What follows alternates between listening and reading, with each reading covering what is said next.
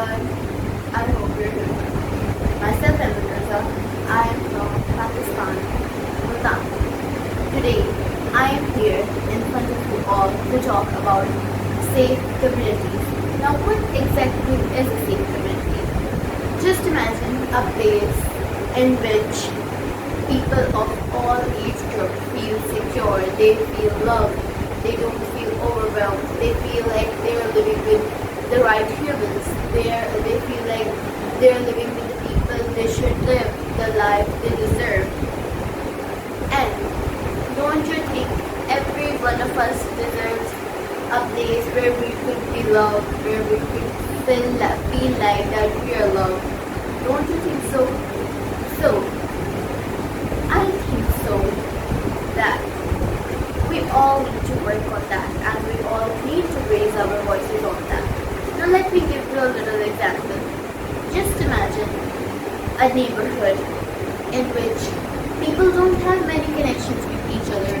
They're just like spending their own lives and living in their own houses. They don't know what a person is doing beside them, the house beside them. They don't know what problem they're going through, what problems they're facing. They don't know, they're just minding their own business.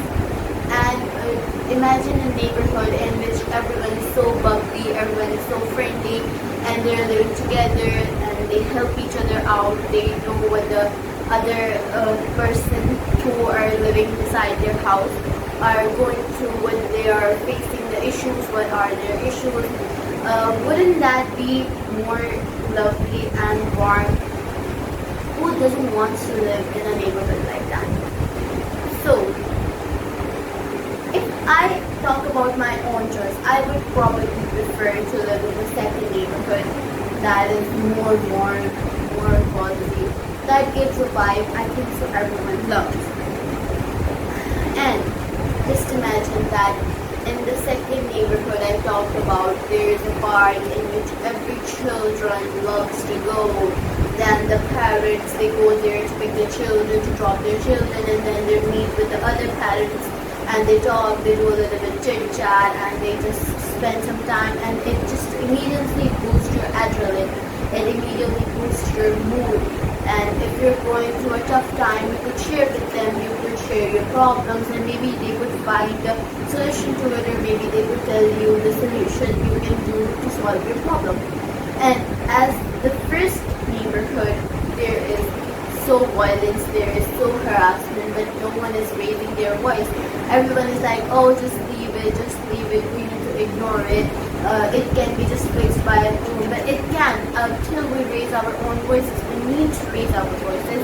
We need to make stronger communities. We need to make safer communities for the sake of us, our own, for the sake of our upcoming generation, for the sake of our little children who wants to have freedom, who wants to live the life they crave, who want to grow like a flower in the garden, who just want to live a really happy life.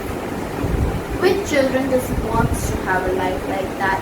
And in such communities, we can also see that people are continuously going to the negativity. They're not going towards the positivity, they're just going towards the negativity. And the negativity has reached so much depth that the roots of that negativity cannot be cut anymore. They can be rooted out.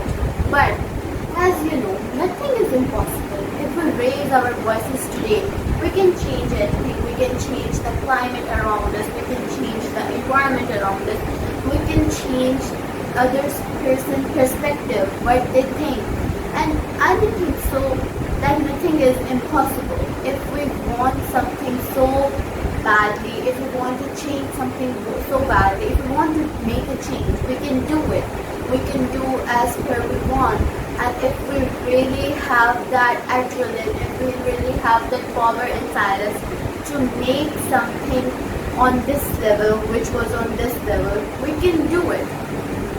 And if a person raises their voice and tell the other person to do the same, then the other person will do so, and then you will have two people, and soon that two people will grow in four, the four will grow in six, the six in eight, and it will go further.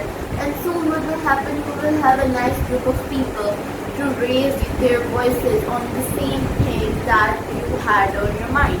And what will happen then, that will make more people think about it, more people to focus on it, what we're trying to say, what we're trying to focus on. And it will change how the other people view your community, how the other people view the environment around us. How would you feel if there would be such a community in where girls and women could feel safe, in where women they just don't get the thoughts that they need to cover themselves, they need to pump themselves, or they don't have the freedom to walk around in the middle of the night. They just can't walk because it's so much harassing. People could just come out of, and strangers could come out of anywhere and they could just harass them. Is that how we think our upcoming generation should feel? Or should they feel that they can walk whenever they want, they can feel however they want, they have their own rights, they can do whatever they want? So think about it. We need to raise our voices on that. Just think that I need to change the environment around us. So my question to you all is that, would you do it? Would you do it for the upcoming generation, or would you do it for your own self? Or would you do it for your family? Ask yourself, how can I change the community around us? How can I change the environment around us? How can I, and what are the possibilities that are in my hand, and what can I do to make them better, or to give a little bit improvement to it? What can I do? What's in my hand? What's in my power? Ask yourself. Thank you for listening to my words. May you all have a blessed day.